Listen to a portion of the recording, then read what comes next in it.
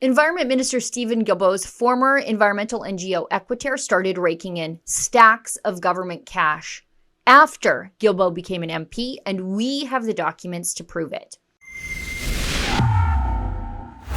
Now, even more ethically challenging in all of this were contracts and funding to Équiterre from the Environment and Heritage Ministries as Guilbeault served as a minister to both departments. An order paper response from the federal government to a question posed by Conservative MP Gerard Deltel lists funding to Équiterre under the Trudeau government. Guilbeault left Équiterre in October 2018 to become the presumed candidate for the Liberal Party in Laurier-Sainte-Marie. He officially announced his candidacy for the Liberal Party in late spring 2019, surprising absolutely nobody. And right after that, and I mean right after that, Équiterre started receiving taxpayer handouts from the federal government. Prior to Guilbeault's election win, Équiterre had only received less than $200,000 from the feds, and that very quickly changed. It pays to know people, doesn't it? Now, in addition to the obvious ministries handing out money to an environmental NGO like Environment and Natural Resources Canada, Équiterre also received money from the Department of National Defence, Employment and Social Development Canada, Innovation, the Impact Assessment Agency, the Canada Energy Regulator, and Heritage. Page 21 of these documents has the Department of National Defence funding. It's small, only $600, but as they say, watch the pennies and the dollars take care of themselves. Look at this. The purpose of this funding was for Équiterre to conduct a conference on eco-responsibility for the Canadian Army. Our soldiers have to share sleeping bags. They don't have the equipment and helmets that they need. They've been told by Justin Trudeau that they are asking for more than he is willing to give them. Because honestly, Mr. Prime Minister, I was prepared to be injured in the line of duty when I joined the military. Nobody forced me to join the military. I was prepared to be killed in action. What I wasn't prepared for, Mr. Prime Minister, is Canada turning its back on me.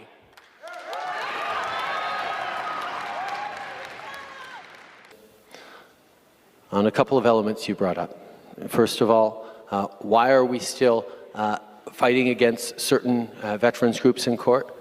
Because they're asking for more than we are able to give right now. But Justin Trudeau had money to pay Équiterre to tell the Army about eco-responsibility, whatever that is? Sure. On page 26 of these documents, not surprisingly, Environment has paid Équiterre over $200 million since Guilbeault, Équiterre's former boss, became the Minister of Environment. Only the first $169,000 on the list was before Guilbeault became the Environment Minister.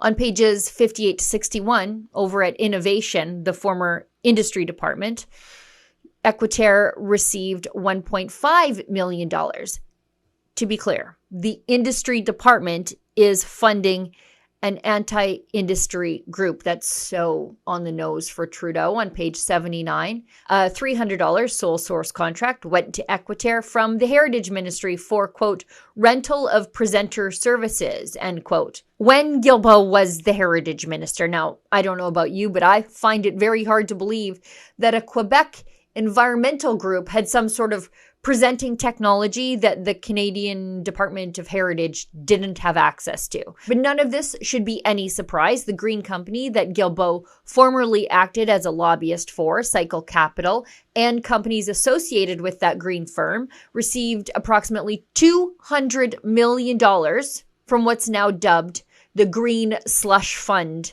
of the federal government. Capital. And since the Environment Minister is already under fire for his $30 billion. The Environment Minister is already under fire for his $30 billion carbon tax cover-up. He was a lobbyist for Cycle Capital. Cycle Capital companies got more than $200 million from the Liberal Green Slush Fund. Wow. Now we learn he is still a big shareholder in Cycle Capital. And since becoming Environment Minister, Cycle Capital companies have gotten another $17 million from the Green Slush Fund. Liberal insiders getting rich on taxpayer money, a carbon tax cover-up, the Environment Minister profiting from the Green Slush Fund sleaze. When will Liberal corruption end? Never. And to add insult to injury, Guilbeault is still a shareholder in Cycle Capital, watching his share prices go up as the company gets all that sweet taxpayer money. Liberal insiders get rich and, well, you just get the bill. For Rebel News, I'm Sheila Gunn-Reid.